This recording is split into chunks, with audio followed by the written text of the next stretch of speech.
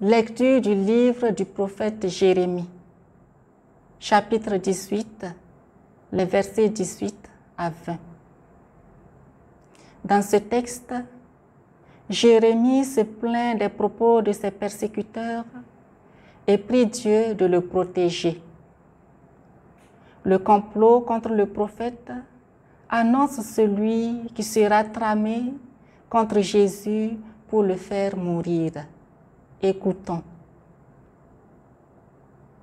Mes ennemis ont dit, allons, montons un complot contre Jérémie.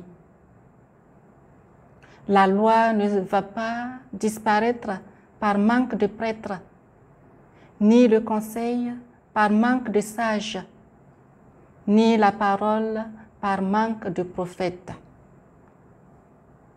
Allons, attaquons-le par notre langue. Ne faisons pas attention à toutes ces paroles. Mais toi, Seigneur, fais attention à moi. Écoute ce que disent mes adversaires. Comment peut-on rendre le mal pour le bien? Ils ont creusé une fosse pour me perdre. Souviens-toi que je me suis tenue en ta présence pour te parler en leur faveur, pour détourner de ta colère.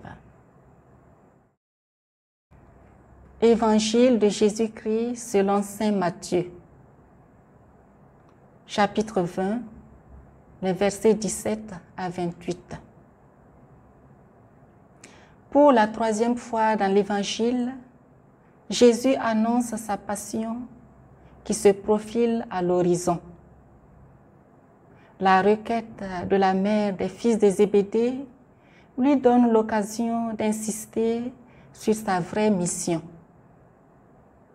Il est venu non pour être servi, mais pour servir, accomplissant ainsi les annonces du prophète sur le serviteur de Dieu.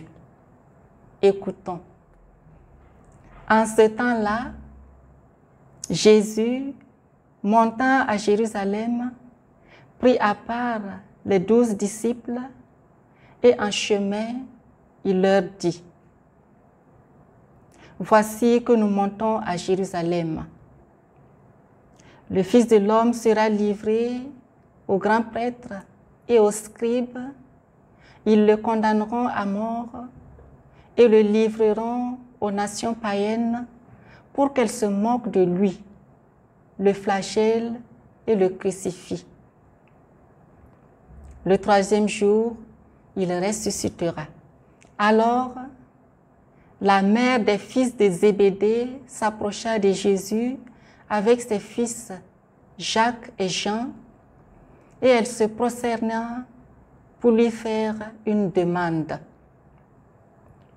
Jésus lui dit, « Que veux-tu » Elle répondit, « Ordonne que mes 2 fils que voici siègent l'un à ta droite et l'autre à ta gauche dans ton royaume. » Jésus répondit, « Vous ne savez pas ce que vous demandez. Pouvez-vous boire la coupe que je vais boire? » Ils lui dirent, « Nous le pouvons. » Il leur dit, « Ma coupe, vous la boirez. Quant à siéger à ma droite et à ma gauche, ce n'est pas à moi de l'accorder. Il y a ceux pour qui cela est préparé par mon Père. » Les 10 autres qui avaient entendu s'indignèrent contre les 2 frères.